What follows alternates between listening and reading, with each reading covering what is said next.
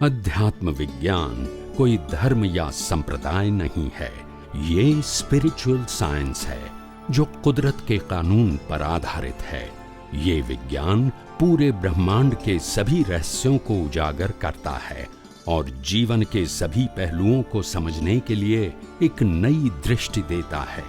इसी को art of vision कहते हैं, दुनिया को देखने की एक नई दृष्टि, जो अध्यात्म विज्ञानी परम पूज्य स्वामी श्री कमलेशानंद जी के निर्देशन में सनातन सत्य का अनुसंधान कर हमारे जीवन को प्रकाशित करे।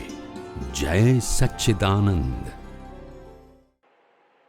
એને વિજ્ઞાનને વિજ્ઞાન તરીકે જોઈએ, બરોબર? એટલે તમને ઇફેક્ટ એની કઈ થવી ન જોઈએ, થાય જ નહીં ને। વિજ્ઞાનને વિજ્ઞાન તરીકે જોવો। કેવી રીતે થાય? જ્યાં માલિકી ભાવ નથી, કરતા ભાવ નથી, ભોગતા ભાવ નથી, તો કઈ રીતે અસર થાય? અસર એટલી અસર જો થાય તો આ બધું એટલું ભેગું કરેલું છે કે એની અંદર ઘણી વખત ગૂંચવાઈ જવાય ઓર તન્મયકાર થઈ જવાય ઓર જોડાઈ જવાય, પણ જેટલું મુક્ત રહી શકાય એટલું તમે વિજ્ઞાન વિજ્ઞાન હોય તો જ મુક્ત રહી શકાય। વિજ્ઞાન દ્રષ્ટિ વગર મુક્ત રહી શકાય નહીં। શકાય નહીં, બરોબર છે। પ્રશ્ન એ નથી કે વાઈફ બીમાર પડી છે, પ્રશ્ન એ છે કે મારી વાઈફ બીમાર પડી તો જ અસર છે, બોલતા નથી। કોકની પડી છે તો કશી અસર નથી, જો અસર છે। પ્રશ્ન એ નથી કે ઘરમાં ચોરી થઈ, મારા ઘેર ચોરી થઈ તો જ અસર છે, બોલતા નથી। આવ્યું ને મારું? યસ કે નો? એટલે એ જ પુરુષાર્થ થયો ને। શું પુરુષાર્થ એ જ ને કે તમે વિજ્ઞાનને હંમેશા આપ કઈ રીતે કરશો? તમારી સામે જ રાખો। તમે કઈ રીતે? પણ રીત તો બતાવો। એટલે કઈ પણ અવસ્થા ઉત્પન્ન થાય ઓકે, તો એ અવસ્થા આ વિજ્ઞાનને લીધે જ ઉત્પન્ન આપણે કઈ રીતે થાય। જોશો? કુદરતી રચના। કુદરતી રચના That's it. આ મારું નથી। કુદરત અને કુદરતી કાનૂન ઇનબિલ્ટ છે કુદરતી રચનામાં। કુદરતી રચનામાં કુદરત, છ તત્વો અને કુદરતી કાનૂન ઇનબિલ્ટ છે, તારી જ અવસ્થા બની ને। Right. એટલે ઈ તમારે ધ્યાન રાખવું। એમાં હું નથી ને મારું નથી। આઈ એમ અ પ્યોર સોલ, આઈ એમ ઓબ્ઝર્વર ને આઈ એમ ટોટલી સેપરેટ દેન ઓલ કુદરતી રચના। આત્માને કુદરતી રચના શબ્દ લાગુ પડતો નથી। આત્મા સિવાયની બધી જ અવસ્થાને કુદરતી રચના લાગુ પડે છે, અને કુદરતી રચના લાગુ પડે એટલે કુદરત અને કુદરતી કાનૂન અંદર ઇનબિલ્ટ થઈ ગયો, પતી ગયું। એટલે ઈ ધ્યેય રાખવો એ પુરુષાર્થ। એ વિજ્ઞાન કહેવાય। એ ન રાખવું એનું નામ અજ્ઞાન કહેવાય। અજ્ઞાન ઇઝ ઇક્વલ ટુ રિલેટિવ સત્ય।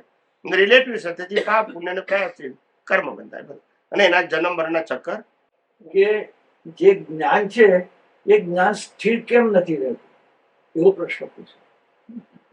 એમને જે એમણે જ્ઞાન આપ્યું ને વિજ્ઞાન વિજ્ઞાન, એ વિજ્ઞાન તે વખતે જ્યારે કેમ એક ક્ષણ આવે ભૂલી છે જવાય ત્યારે ઠન ઠન ગોપાલ, તો એ કેમ નથી? એમ તો સમાધાન આવશે। બોલો। પણ એનું તો બધાની અંદર ધીમે ધીમે પ્રેક્ટિસ કરવી પડે। એ કે તમારા કર્મો જુદા હોય, એવું છે।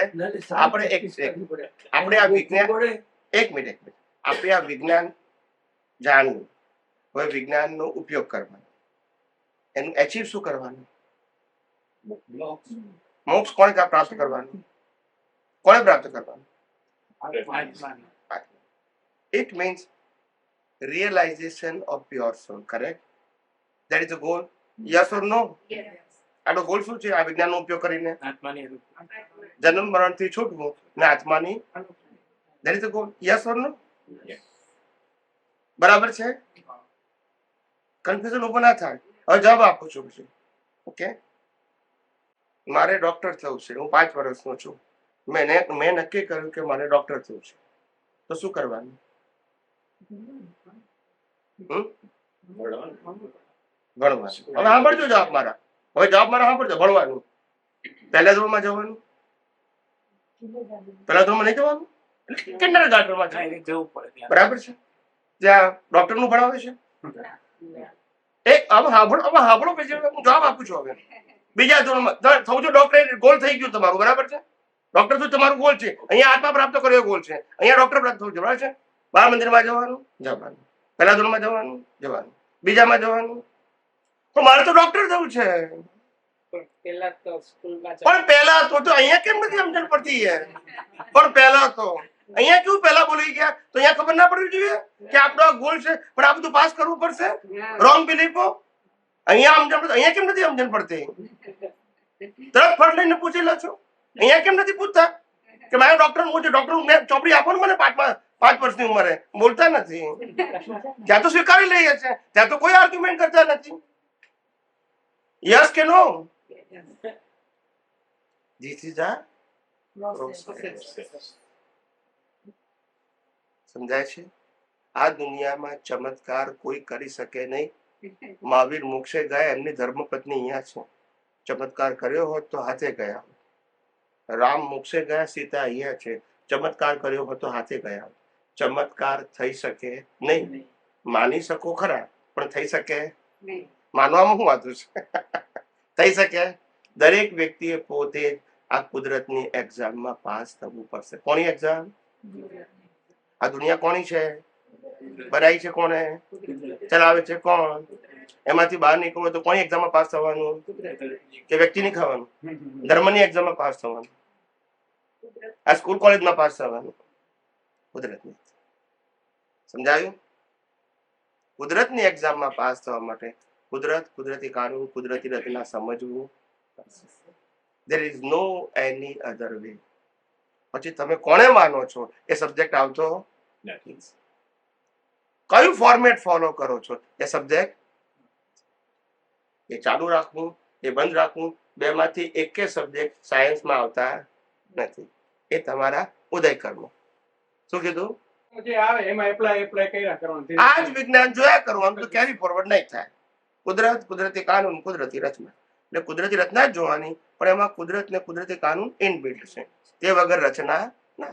બસ. કુદરતી કાનૂન એ અવસ્થાઓ ભેગી કરવાને લાગુ પડે છે. યસ, એને સાયન્ટિફિક સર્કમસ્ટાન્શિયલ એવિડન્સ કહેવાય. પણ હવે એ અવસ્થાઓ બધી ભેગી થઈ, એમાં એક અવસ્થા હું પણ છું. યસ યસ યસ, આપણે આ ભેગા થયા એમાં એક વન ઓફ ધ ફેક્ટર. હવે અવસ્થા ભેગી થઈ, એ કુદરતના કાનૂનને આધીન છે. આ કહેવાય કુદરતી રચના, પણ રચના કુદરતી કાનૂનને આધીન છે. પણ એમાં મારી જાગૃતિ હોય તેની આઉટકમ ચેન્જ થવી એ કુદરતને કાનૂનને લાગી છે. એક્ઝામ્પલ એક્ઝામ્પલ તમે જે કરેક્શન કહો છો, મને એક્ઝામ્પલ કહો તો ખ્યાલ કે તમે શું કહેવા માંગો છો. એક્ઝામ્પલ હવે એમ થાય કે ધારો કે આપણે અહીંયા બધા ભેગા થયા, એમાં શું હવે કરેક્શન? કોઈ અમારી જોડે ઝઘડવા આવ્યું. હવે આમ જાગૃતિ ના હોય તો એમ થાય કે મને ગમે તેમ કેવા કહી ગયા. જાગૃતિ હોય થાય તો કે આપણો ઉદય કર્મ છે, આપણે સાંભળી લઈએ, સમજી ગયો. એટલે આગળ વધ્યું નહીં, વાત વધી નહીં. એ ના વધવી એ કુદરતને આધીન છે કે મારા પુરુષાર્થને આધીન છે? પહેલી વસ્તુ એ છે કે આપણે ઝઘડ્યા કે ના ઝઘડ્યા એ આપણે આધીન છે. એ શું પૂછ્યું છે કે આપણે મન વચન કાયા કોને આધીન છે? એ કુદરતને આધીન છે. પછી આપણે આધીન છે બે વસ્તુ કેમ બોલો છો? પેલા નક્કી કરો કે શું છે, કોને આધીન છે? મન વચન કાયા ત્રણેય વસ્તુ કોને આધીન છે? કુદરતને આધીન છે. તો પછી શું? Where is the correction? જાગૃતિ કોને આધીન છે? જાગૃતિ સૌથી ઉદ્દેશ છે. તમે મન વચન કાયા કરેક્શન ની વાત કરો છો માટે પૂછો. જાગૃતિ ઇઝ ડિફરન્ટ ધેન મન વચન કાયા. This is a mechanical body, this a physical body. એક દિવસ બાળવાની છે અને જાગૃતિને બાળવાની નથી. So the both part are separate. જાગૃતિ is a part of awareness. You never fire કરી શકો એને, અને જે ફાયર કરી શકો એ પાર્ટ તમારો નથી. એટલે બોડીની વાત અને જાગૃતિની વાત બંને કેવી છે? જુદી છે. જાગૃતિને અવેરનેસ કહેવાય, વિઝન કહેવાય, દ્રષ્ટિ કહેવાય, ને મન વચન કાયને અવસ્થા કહેવાય. આ બંને વસ્તુ કેવી છે? જાગૃતિ તમારે જે રાખવી હોય રાખો, એની સાથે આને શું લેવા દેવા છે? મારામારી કરતા હોય તો એટેચ થઈ જવાય, ને ભગવાનની પૂજા કરતા હોય તો મિકેનિકલ થાય. પ્રકૃતિ પૂજા કરતા હોય તમારું ધ્યાન બીજે કઈ હોય, doesn't matter. Jagruti is a different thing. કશું જ ના કરતા હોય તોય તમારી જાગૃતિ આત્મા માટે હોય, અને ભગવાનની પૂજા કરતા હોય તો તમે સંસારમાં ભટકતા હોય. જાગૃતિને ને અવસ્થાને શું લેવા દેવા છે? એ જ પૂછું છું. ડિફરન્ટ છે, ડિફરન્ટ છે, કોઈ લેવા દેવા નથી. હા, અવસ્થા જ્યારે તમારી પાસે સાયન્ટિફિક વિઝન નથી તો તમારી પાસે અવસ્થાની જાગૃતિ હોય. That's it.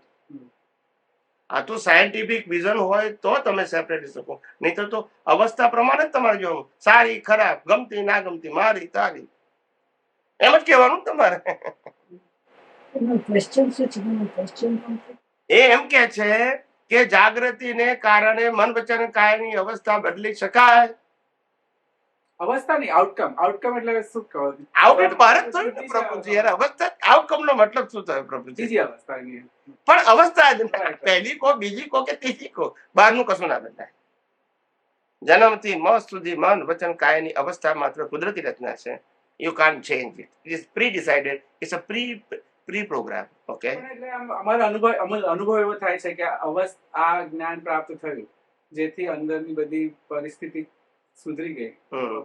સમજી ગયો. અવસ્થા બધાને રિલેટિવ વ્યૂ પોઈન્ટ થી અને રિયલ વ્યૂ પોઈન્ટ થી જોતા થયા, ઓકે, જેથી હવે બધી એનાથી ઘરનું વાતાવરણ સુધર્યું.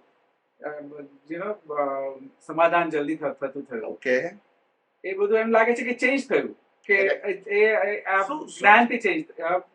ધારો કે બધી જ અવસ્થાઓને કુદરતી રચના જુઓ તો શું થાય ખરાબ? બધી જ અવસ્થાને, મન વચન કાયા ને 5 જ્ઞાન દેખાતી બધી અવસ્થાને તમે કુદરતી રચના દેખો છો, તો અવસ્થામાં શું ફેરફાર થાય? તો કઈ ફેરફાર ના થાય. પણ એટલે ના, પણ એક મિનિટ, અવસ્થામાં ફેરફાર ના થાય. રાગદ્વેષ થાય? શું થાય? રાગદ્વેષ થાય? ના. બધી જ અવસ્થાને તમે કુદરતી રચના જુઓ. એક્ઝામ્પલ આપો, એક દિવસ સવારે ઉઠ્યા તે રાતે સુઈ ગયા ત્યાં સુધી તમારા મન વચન કાયા એની અવસ્થા અને 5 જ્ઞાનેન્દ્રિયોથી અનુભવાતી સમગ્ર અવસ્થાઓની તમે કુદરતી રચના જોઈ, તો રાગદ્વેષ થાય? એનું નામ તો વિતરાગ. તો બીજું શું કરવું છે આપણે?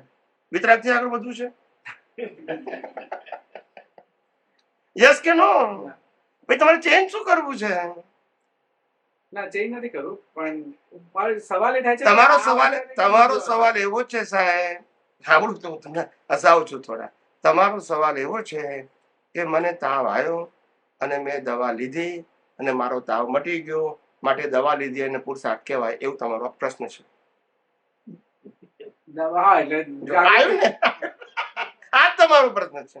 આ પુરુષાર્થ છે કે પરિણામનો ભાગ છે? પરિણામ પણ નેક્સ્ટ એક મિનિટ વાત રાખીએ.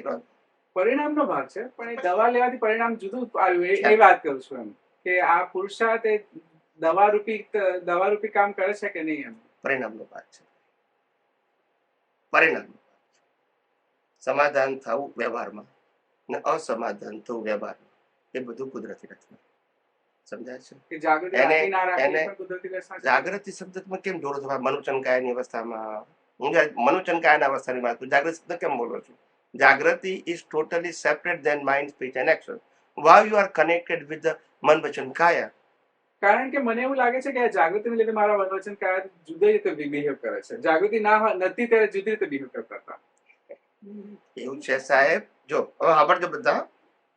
એ કે છે હું કુંવારો હતો તારા મન ત્યાં જુદા બિહેવ કરતા હતા, પૈણ્યા જુદા બિહેવ કરે છે, પછી હું દાદા બની ત્યાં જુદા બિહેવ કરશે. એટલે પુરુષાર્થ છે કે પાર્ટ ઓફ લાઈફ છે? ના, એ તો પાર્ટ ઓફ લાઈફ છે. પણ જેટલા એક્ઝામ્પલ પાર્ટ ઓફ લાઈફ જ હશે. હું લગ્ન કર્યા પછી છોકરા તારા મારું લાઈફ જુદું હતું, છોકરાઓ ત્યારે લાઈફ જુદું થઈ ગયું, તો એ પુરુષાર્થ છે કે પાર્ટ ઓફ લાઈફ છે? તો પણ એમાંથી કશો ફરક ના, પણ ચેન્જીસ છે ને.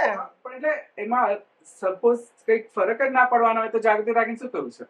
એટલે આ સમજણ રાખીને કે આ માણસ શુદ્ધાત્મા છે કે એ મને ખોટ પડે ને કે what is the benefit of awareness? Yes, if you are not aware about your real self and aware about all other things than real is a કુદરતી રચના, તો રાગદ્વેષ થવા એ તો કમ્પલસરી છે, ઓપ્શન નથી તમારી પાસે. ને રાગદ્વેષ થવા, જન્મ મરણ થવા એ તો દુનિયા કરે જ છે ને. આ વિજ્ઞાન નથી તો એ કરે જ છે, એમાં કોઈ ઓપ્શન નથી. ને ધ્યાન રાઈટ, જેને જન્મના ચક્કરમાં ફરવું છે એને વિજ્ઞાનની જરૂર નથી, અવેરનેસની જરૂર નથી. પછી કે શું કામ કરવાની જરૂર? મારે તો પુણ્ય જોઈએ છે, પુણ્ય ભોગવવું છે, બંગલા મોટર ગાડી જોઈએ છે, સારી લાઈફ જોઈએ છે, તો ઇટ્સ ઓકે. એમાં આપણે ક્યાં ના પાડીએ છીએ? એની ચોઈસ છે ને, આપણે ના કહેતા. પણ પછી એને મુક્તિ માર્ગ ના બોલશો. તમે જયારે બંધનના કર્મ બાંધો છો ને પછી મુક્તિનો માર્ગ બી કહો છો, પુણ્ય બાંધો છો બંધન. પાપ બાંધો છો, બંધન. એને મુક્તિનો માર્ગ કહો છો. તો હવે શું રાખ? સેપરેશન. ઓલ રિલેટિવ ટ્રુથ થી સેપરેશન,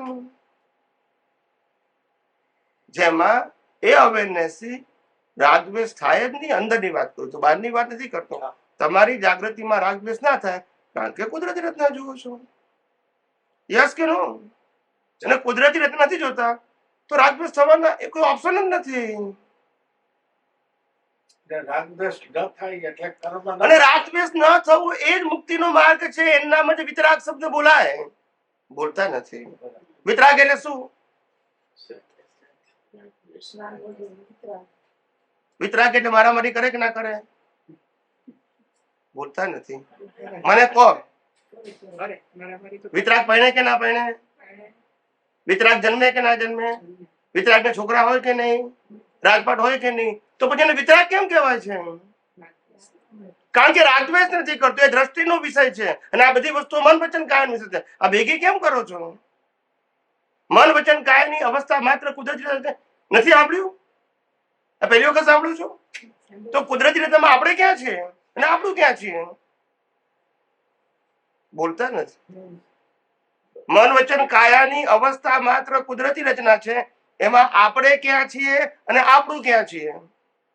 તો જે કુદરતી રચના છે એના આપણે ઓબ્ઝર્વર છે કે ડુઅર, સફરર કે ઓનર છે? તો ઓબ્ઝર્વરમાં આપણે શું કરવાનું? બોલતા નથી. આપણે શું કરવાનું? જોવાનું કુદરતી. સમજાયું કે નહીં? અને ભણશો તો પાછા રાગદ્વેષ. યસ કે નો? બીજો કયો ઓપ્શન છે? નહીં, બીજો કયો ઓપ્શન છે એમ કહો મને. ભલી જશો તો રાગદ્વેષ થવાનો, છૂટા રહેશો તો રાગદ્વેષ નહીં થાય. તો બીજો ઓપ્શન કયો છે એમ પૂછું છું. કયો ઓપ્શન તમારી પાસે છે? હે? એટલે રાગદ્વેષ ન થાય રિઝલ્ટ જ મોક્ષ છે ને એમ કહું છું. એક બાજુ મોક્ષનો માર્ગ છે, બીજી બાજુ સંસારનો માર્ગ છે. બીજો કયો ઓપ્શન છે? વળવું એ સંસારનો માર્ગ છે, છૂટા રહેવું એ મુક્તિનો માર્ગ છે. ત્રીજો કયો માર્ગ છે? તો રહેવું હોય પણ સંસારમાં જઈએ આખી બહાર નીકળીએ તો પાછું તો આ બધું તો ભૂલાય ગયું. તમે કીધું રાગ દ્વેષ નહીં કરવાના, કોઈને સાથે ઝઘડીએ તો નહીં જ. તમે કુદરતી રચના જુઓ એટલે રાગદ્વેષ ન થાય એવું મેં કીધું. તમે કુદરતી રચના જોવા એટલે માલિકી ન થાય. તમે કુદરતી રચના જોવા એટલે કર્તાપણું ના થાય. તમે કુદરતી રચના જુઓ એટલે ભોગતાપણું ના થાય. ના થાય તમારે કરવાના થાય જ નહીં. મન વચન કાયની અવસ્થા માત્ર કુદરતી રચના જુઓ તો રાગદ્વેષ થાય જ નહીં. કરવાની એવું નથી કહેતો, થાય જ નહીં. ભલે ને પ્રકૃતિ મારામારી કરે, કારણ કે તો કુદરતી રચના છે. ના કીધું બધું લગ્ન કરવું, જીવન જીવવું, મારામારી કરી, રાજપાટ ભોગવવું, બધું કુદરતી રચના. અને એ કુદરતી રચના ન જોઈ મેં કર્યું માનશો તો કર્મ બંધાશે. એમાં કરવું ના કરવું ક્યાં સબ્જેક્ટ આવ્યો? કરવા ના કરવાનો સબ્જેક્ટ નથી. જે થાય છે એને કઈ રીતે જુઓ છો? રિલેટિવ સત્યથી જોશો તો કર્મ બંધાશે, અને સનાતન સત્ય જોશો તો કર્મ નહીં બંધાય. બે જ ઓપ્શન છે. તમારે જન્મ મરણ સારા જોતા હોય તો એટેચ થજો તો રાગદ્વેષ થશે. ને તમારે જન્મ મરણથી મુક્ત થવું તો ડિટેચ રહેજો ને કુદરતી રચના જોશો. યસ કે નો? એમાં શું કરવું શું ના કરવું એ પ્રશ્ન આવતો નથી. અવસ્થા માત્ર કુદરતી રચના. વ્યક્તિગત મારે શું કહેવાનું? આ કરવું આ કરવું કહેવાની જરૂર છે? જયારે બધું જ કહું કુદરતી રચના તો પછી પર્ટિક્યુલર કહેવાની જરૂર છે? જન્મથી મોત સુધી મન વચન કાયની બધી જ અવસ્થા. તો પછી મારે બીજું શું કહેવાનું તમને? કેવા તમે આ કરો આ ના કરો જરૂર છે કહેવાની? એ કહીશ એનું નામ રિલેટિવ સત્ય. હવે આ કરો આ ના કરો એનું નામ શું થઈ ગયું? એ ધર્મમાં આવે. ધર્મ અને સોશિયલમાં આવે, રિચ્યુઅલમાં ના.